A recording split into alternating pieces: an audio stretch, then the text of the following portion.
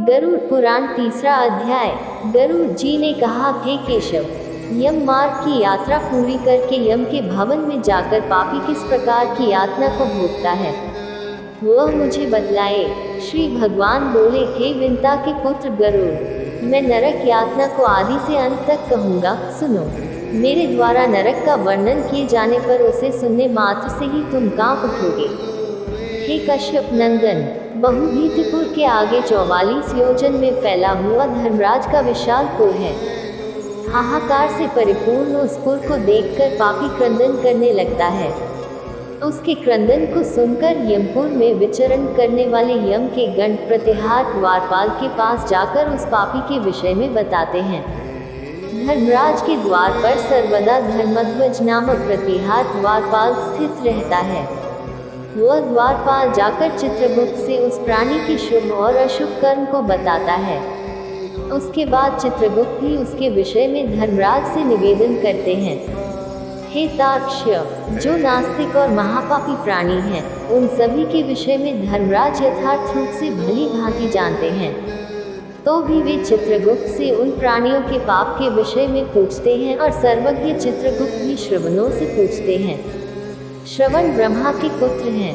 वे स्वर्ग, पृथ्वी तथा पाताल में विचरण करने वाले तथा दूर से ही सुने एवं जान लेने वाले हैं। उनके नेत्र सुदूर के दृश्यों को भी देख लेने वाले हैं।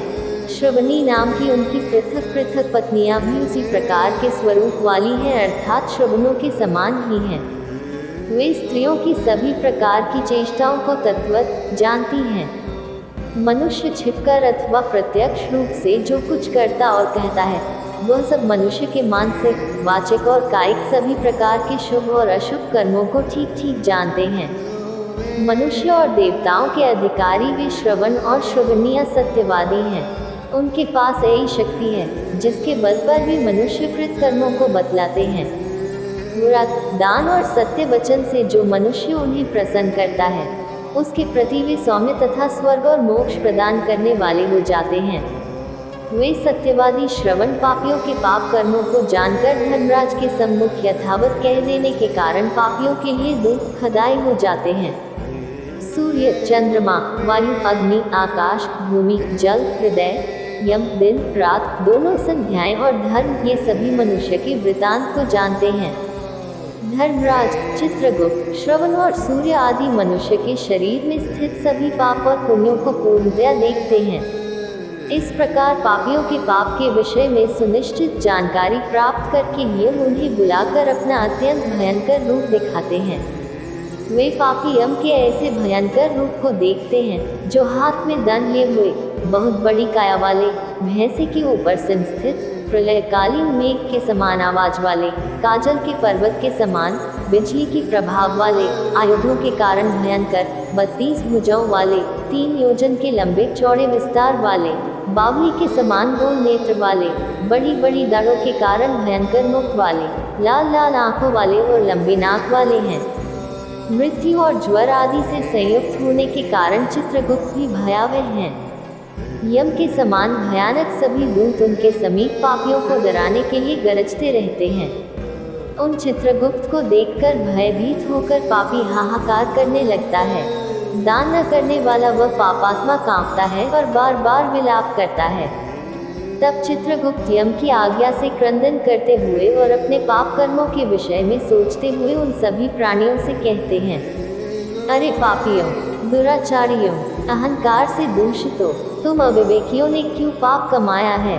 काम से, क्रोध से तथा पापियों की संगति से जो पाप तुमने किया है, वह दुख देने वाला है। फिर हे मूर्ख जनों, तुमने वह पाप कर्म क्यों किया? पूर्व जन्म में तुम लोगों ने जिस प्रकार अत्यंत हर्षपूर्वक पाप कर्मों को किया है, उसी प्रकार यातना भी भोगनी चाहिए। इस समय यातना भोगने से क्यों पराडमुख हो रहे हो? तुम लोगों ने जो बहुत से पाप किए हैं, वे पाप ही तुम्हारे दुख के कारण हैं। इसमें हम लोग कारण नहीं हैं। मूर्ख हो या पंडित, दरिद्र हो या धनवान और सबल हो या निर्बल, यमराज सभी से समान व्यवहार करने वाले कहे गए हैं। चित्रगुप्त के इस प्रकार के वचनों को सुनकर वे पापी अपने कर्मों के विषय में सोचते हुए निश्चेष्ट होकर चुपचाप बैठ जाते हैं। धर्मराज भी चोर की भांति निश्चल बैठे हुए उन पापियों को देखकर उनके पापों का मार्जन करने के लिए यथोचित दंड देने की आज्ञा करते हैं। इसके बाद वे निर्दयी दूत उन्हें पीटते हुए कहते हैं, हे पापी, महान घोर और अत्यंत भयानक नरकों में चलो। यम के आज्ञाकारी प्रचंड और चंडक आदि नाम वाले दूत एक पाश से उन्हें बांधकर नरक की ओर ले जाते हैं। वहां जलती हुई अग्नि के समान प्रभा वाला एक विशाल वृक्ष है, जो 5 योजन में फैला हुआ है तथा 1 योजन ऊंचा है। उस वृक्ष में नीचे मुख करके उसे सांकड़ों से बांधकर वे दूत पीटते हैं। वहां जलते हुए वे रोते हैं, पर वहां उनका कोई रक्षक नहीं होता। उसी शाल्मली वृक्ष में भूख और प्यास से पीड़ित तथा यमदूतों द्वारा पीटे जाते हुए अनेक पापी लटकते रहते हैं। वे आश्रय विहीन पापी अंजलि बांधकर, हे यमदूतों, मेरे अपराध को क्षमा कर दो, ऐसा उन दूतों से निवेदन करते हैं। बार बार लोहे की लाठियों, मुक्करों, भालों और बर्छियों, गदाओं और मूसलों से उन दूतों के द्वारा वे अत्यधिक मारे जाते हैं। मारने से जब वे चेष्टा रहित और मूर्छित हो जाते हैं, तब उन निश्चेष्ट पापियों को देखकर यम के दूत कहते हैं, अरे दुराचारियों, पापियों, तुम लोगों ने दुराचरण क्यों किया? सुलभ होने वाले भी जल और अन्न का दान कभी क्यों नहीं दिया? तुम लोगों ने आधा ग्रास भी कभी किसी को नहीं दिया और न ही कुत्ते तथा कौए के लिए बलि ही दी। अतिथि को नमस्कार नहीं किया और पितरों का तर्पण नहीं किया। यमराज तथा चित्रगुप्त का उत्तम ध्यान भी नहीं किया और उनके मंत्रों का जप नहीं किया, जिससे तुम्हें ये यातना नहीं होती। कभी कोई तीर्थ यात्रा नहीं की, देवताओं की पूजा भी नहीं की। गृहस्थाश्रम में रहते हुए भी तुमने हंतकार नहीं निकाला, संतों की सेवा की नहीं, इसलिए अब स्वयं किए गए पाप का फल भोगो। चूंकि तुम धर्महीन हो, इसलिए तुम्हें बहुत अधिक पीटा जा रहा है। भगवान हरि ही ईश्वर है, वे ही अपराधियों को क्षमा करने में समर्थ हैं। हम तो उन्हीं की आज्ञा से अपराधियों को दंड देने वाले हैं। ऐसा कहकर वे दूत निर्दयतापूर्वक उन्हें पीटते हैं और उनसे पीटे जाने के कारण वे जलते हुए अंगार के समान नीचे गिर जाते हैं। गिरने से उस शाल्मली वृक्ष के पत्तों से उनका शरीर कट जाता है। नीचे गिरे हुए उन प्राणियों को कुत्ते खाते हैं और वे रोते हैं। रोते हुए उन पापियों के मुख में यमदूत धूल भर देते हैं तथा कुछ पापियों को विविध पाशों से बांधकर मुद्गरों से पीटते हैं। कुछ पापी आरे से काष्ठ की भांति 2 टुकड़ों में किए जाते हैं और कुछ भूमि पर गिराकर कुल्हाड़ी से खंड खंड किए जाते हैं।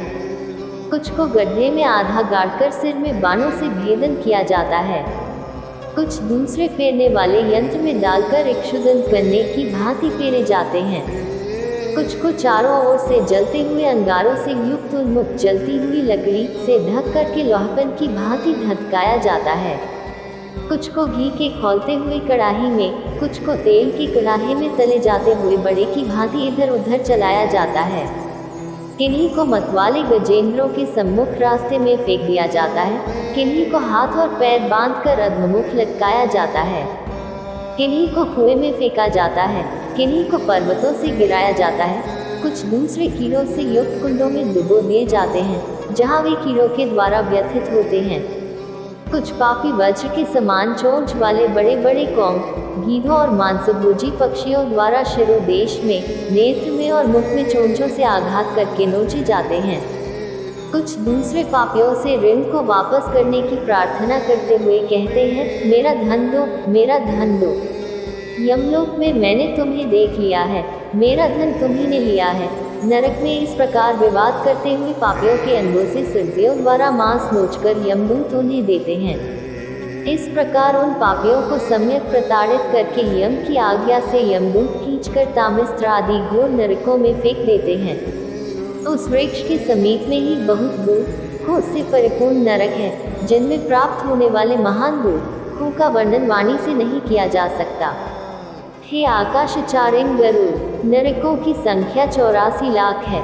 उनमें से अत्यंत भयंकर और प्रमुख नरकों की संख्या 21 है।